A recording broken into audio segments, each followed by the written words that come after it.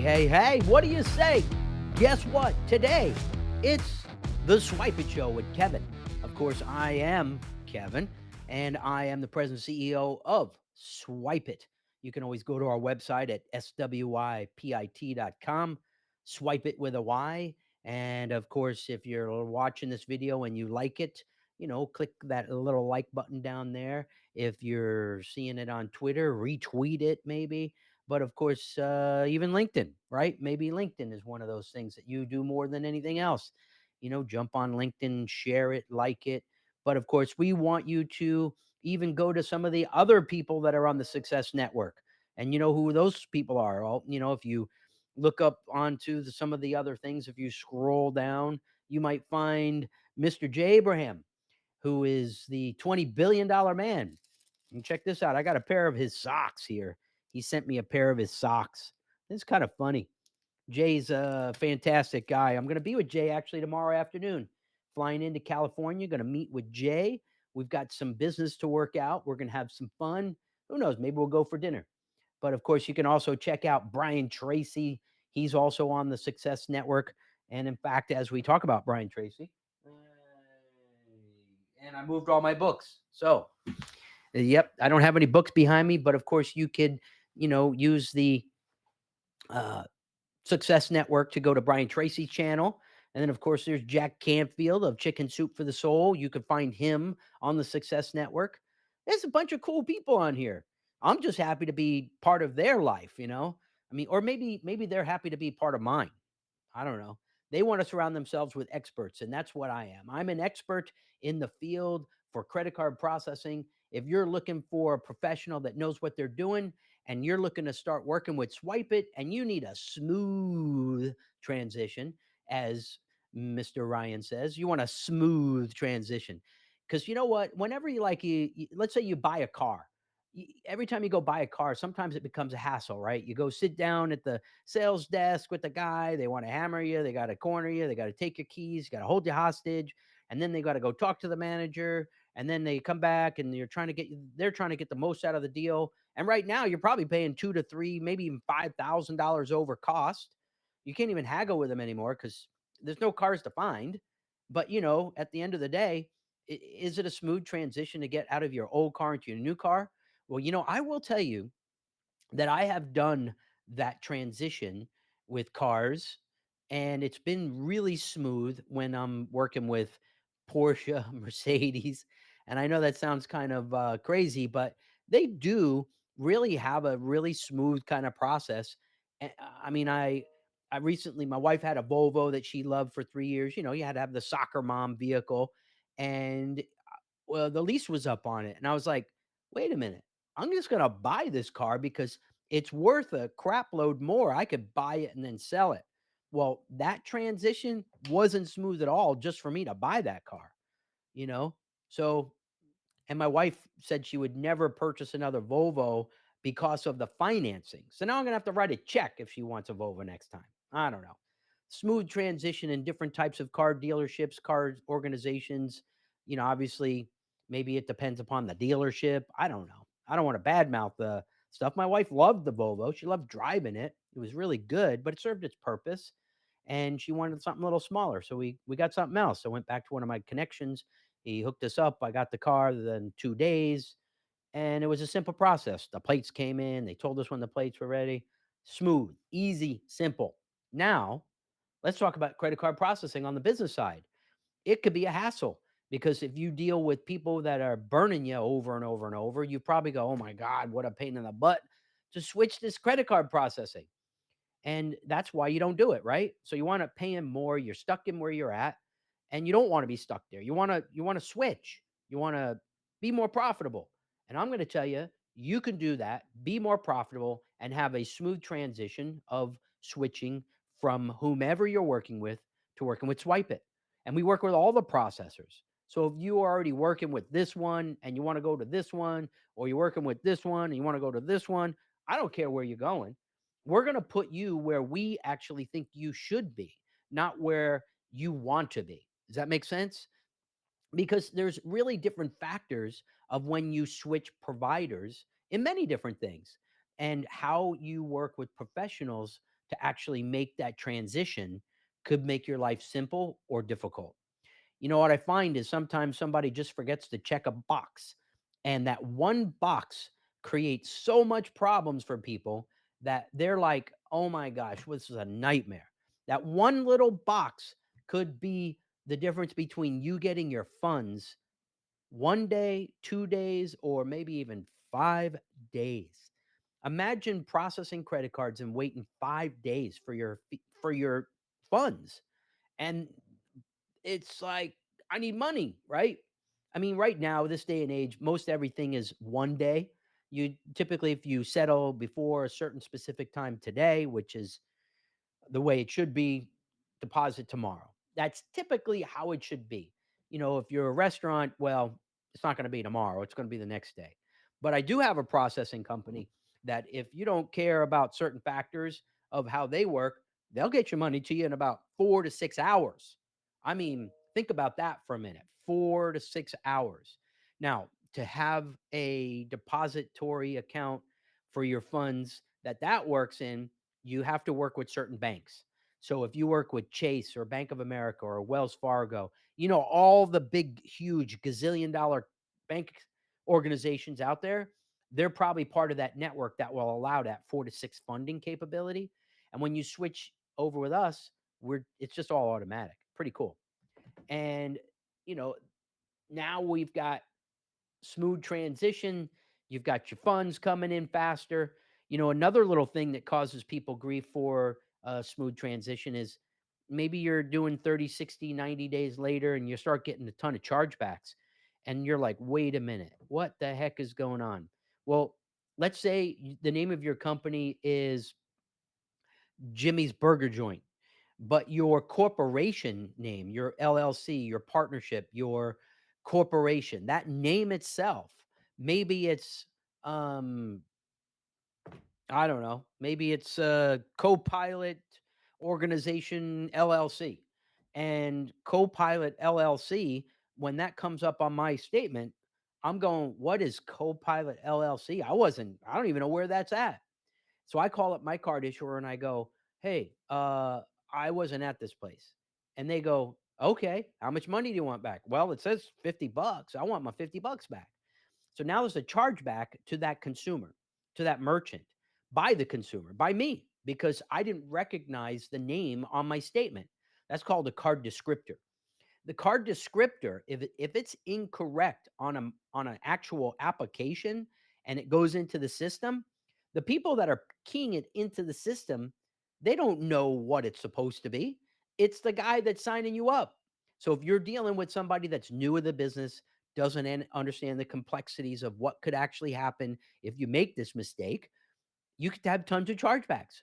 And you know what a chargeback is? A chargeback is when a consumer sees something they don't recognize on their statement. They call the card issuer. The card issuer in turn says, "Okay, we'll give you your money back." And then you get your money back.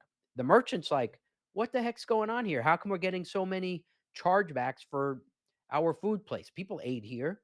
They're saying they were never here." Well, that's why you wanna work with a professional. You gotta get the details correct in anything that you do when it comes to your money. And a smooth transition working with professionals for your merchant services account, these are hard to find professional organizations. They all say, "Oh, we're the cheapest, we're the cheapest, we're the cheapest, we're the cheapest." You know, if I had a dime for everybody that wanted everything to be the cheapest and they wanted everything perfect, well, you need to check up from the neck up. And you have to remember that the cheapest guy is going to be out of business soon. The cheapest guy is not going to be there when you need them. And they are surely not the professionals in the business because their main selling focus is being the cheapest. Cheapest, cheapest, cheapest. It drives me out of my mind. This is why you'll never hear me say cheap. I don't say those words. You know why? Because I make businesses more profitable by setting them up right the first time. And if you get set up right the first time, you're going to be more profitable. There'll be a smooth transition. And then you're going to be like, wow, you made this so easy for me. We just brought on a whole new donut franchise organization. And the person that was on the other phone talking to her, she goes, "Hey, I've got one here, I got one here, we're opening up a new one." And I said, "That's great." She goes, I'm working with this company and I'm working with this company on these other two locations, but was referred to you and they said you could fix a lot of our problems." And I said, "Well, I don't know what your problems are, but let's see what happens." And of course, we got them set up. It took a couple days. Product was ordered, shipped out to them. And she goes, "We've never worked with somebody that worked this fast. It's taken us 3 to 4 weeks for stuff to get done with this other company. There's no support, there's no help.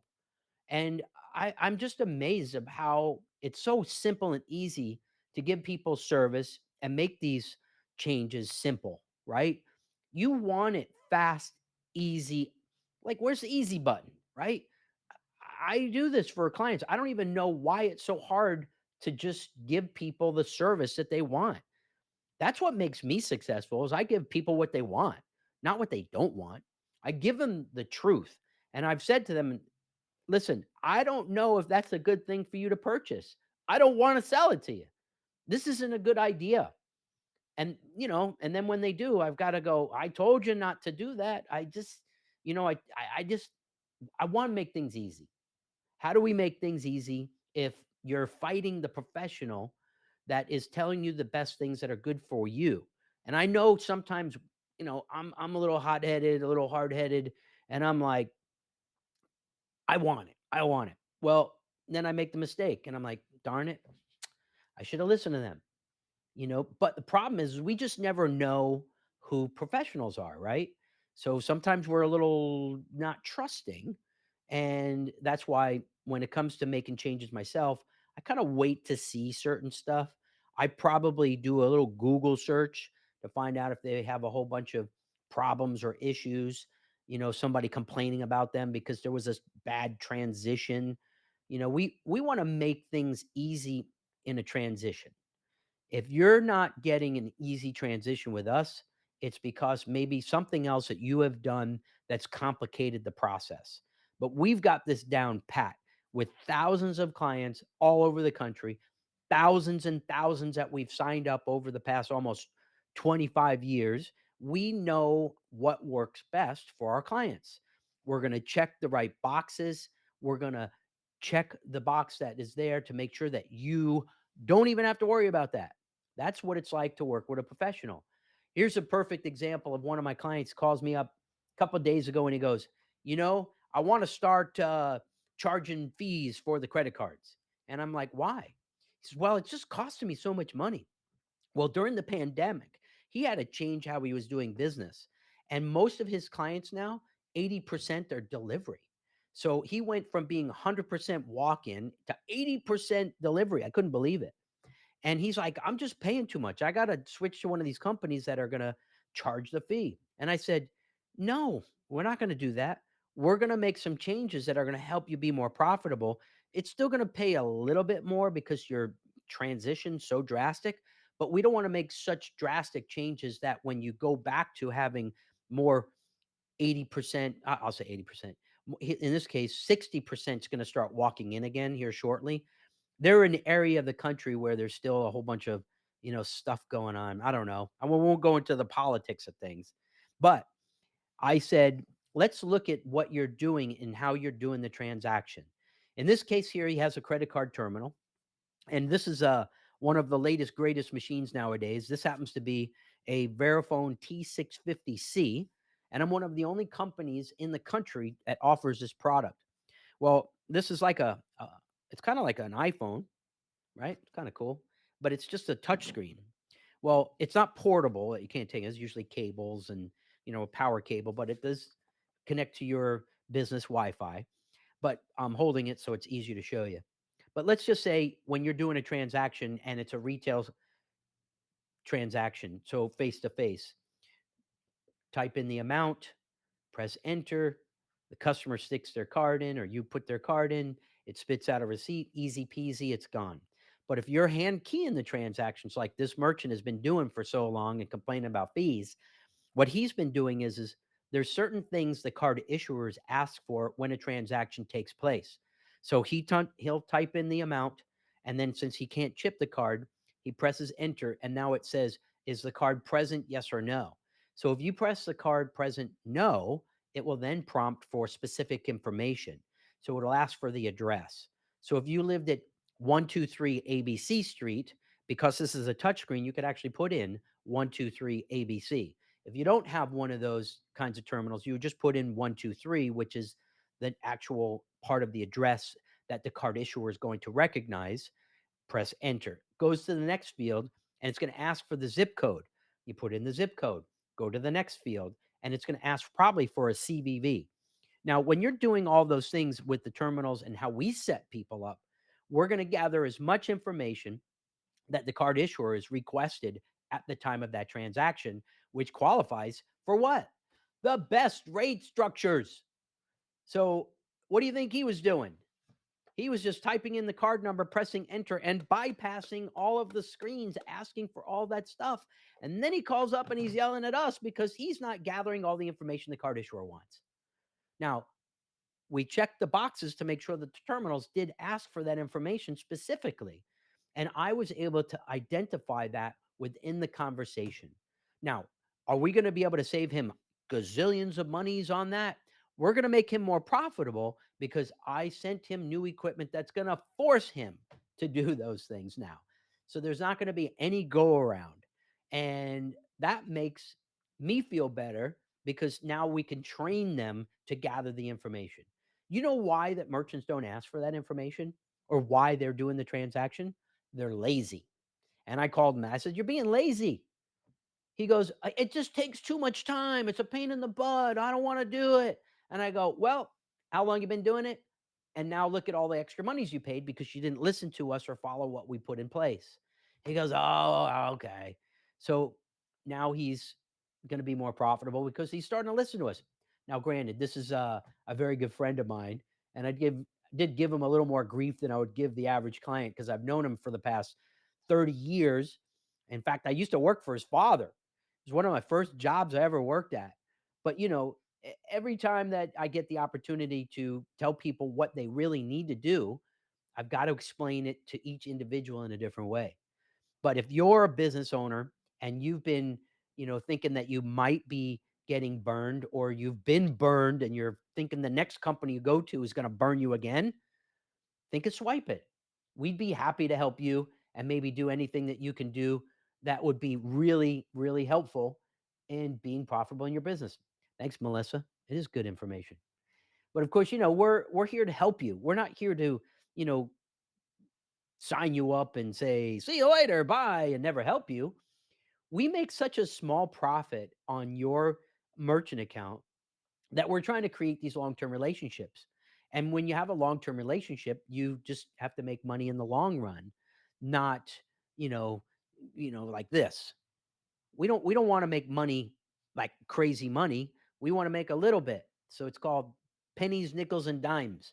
And those pennies, nickels, and dimes that we're making on a merchant account, really, it's all about volume. And when you're processing billions and billions, it's a volume thing. But we're just trying to help our clients do the best that we can for them. Of course, we're here to help people. We don't want to hurt them. But, if you have any questions, you can always give us a ring at 877-379-9748. You could see us on LinkedIn. You can message me on LinkedIn. And if you do message me on LinkedIn, I'm going to ask you this one question. Make sure that you said, "I watched your show and I'm interested in more information about certain factors." And then that will give me the ability to be able to help you and do whatever it is, have a conversation. But I get so many people that want to connect with me on LinkedIn. "Hi, I have this product in our service and I think we'd be a good fit." Dude, stop sending me those messages. I'm not answering those. I mean, get a new tactic when you're trying to, get yourself in front of people. I'm so enamored with these things that I'm just like, they need a new marketing company. And that's what's also happening. People are using the same marketing company. I got a really good marketing company. It's not going to do that. And they could help you. If you were part of our inner circle, we would obviously recommend people that could help you in your business and maybe have a smooth transition to a new marketing company, right? Smooth transitions. And I find that I want to surround myself with professionals. And the reason I want to surround myself with professionals is because they will then have a smooth transition. Again, it's all about the experience of when you do these transitions. We actually transition companies so easily on their credit card processing. We make it easy for them to leave us. Who does that? Well, I do. I do. Because I'm never going to give you a chance to leave me. I'm not going to give you a reason to leave us. We're going to set you up right the first time, and that you are going to want to tell all of your friends, family, relatives, and I don't care where they are in the whole country. We don't have to be there. If you're a big enough company and you need some assistance and there's so much convoluted stuff going there, I will fly there. I will come to you. Yes, I do that. I'm doing it all the time. It's because we care about people. And you know what? People help people. And that's why we've been very successful at what we do. And we want to do the best we can for you. But, obviously, we've got 20 minutes into the show today, and we're very excited to be talking about what it's like for a smooth transition to work with Swypit. You're watching the Swypit Show on the Success Network. I am Kevin Hodes, and we love our clients.